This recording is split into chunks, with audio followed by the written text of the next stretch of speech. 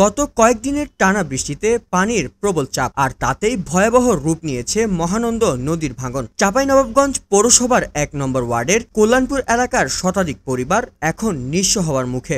স্থানীয়রা জানায়, rubber dam নির্মাণের ফলে নদীর পানির চাপ বেড়ে যাওয়ায় আশেপাশের বসতবাড়ি নদীতে তলিয়ে যাচ্ছে। কেউ কেউ ইতিমধ্যে বাড়িঘর হারিয়ে আত্মীয় স্বজনের আশ্রয়ে চলে গেছেন। আমাদের এই মহানন্দা নদী এবং রাবার ড্রাম নির্মাণ হওয়ার পর থেকে কিন্তু আমাদের এই মহানন্দা নদীতে কিন্তু পানি যে হারে ব্যাপক জমা হয়, এই জমা হওয়ার কারণে কিন্তু স্যাঁতসেঁতে হওয়ার কারণে কিন্তু আমাদের এই বিল্ডিং এর কিন্তু বেহাল দশা। অলরেডি আমার পাশে কিন্তু যে বিল্ডিং গুলো দেখতে পাচ্ছেন, এটা কিন্তু যে কোনো মুহূর্তে পড়ে যেতে পারে। আজকে রাত্রে যে পড়ে যাবে না তার কোনো মান নাই। গতকালকে একটি বিল্ডিং পড়েছে।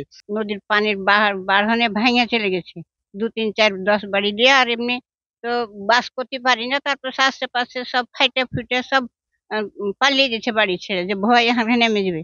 প্রতিটা বাড়ির পানির জায়গাতে থেকে যাচ্ছে, পানি বাড়াতে পারছে না, যার কারণে ওর নিচ দিয়ে যায় এই বাড়িগুলো নেমে যাচ্ছে বেশিরভাগ। জানা গেল বাবজি কোথায় আমার জায়গা নাই, কোথায় আমি যাব? আমি ওই দরিয়াতেই বাস করছি, ঘরে রাইতে খালি আল্লাহর কাছে কাঁদছি আর শুয়ে থাকছি। কেউ এক থাকতে পারবে না, আমার কেউ নাই বাবজি, স্বামী নাই, বেটা একটা। আমার ঘর বাড়ি নেমে গেছে, কোথায় যে যাবো সে আশ্রয় নয় আমার। বছরের পর বছর ধরে চলা এই ভাঙনে ক্ষতিগ্রস্তদের অভিযোগ, সরকারি কোনো কার্যকর পদক্ষেপ দেখা যায়নি। তবে গত সোমবার বিকেলে ভাঙন কবলিত এলাকা পরিদর্শন করেছেন পানি উন্নয়ন বোর্ডের নির্বাহী প্রকৌশলী SM আহসান হাবিব।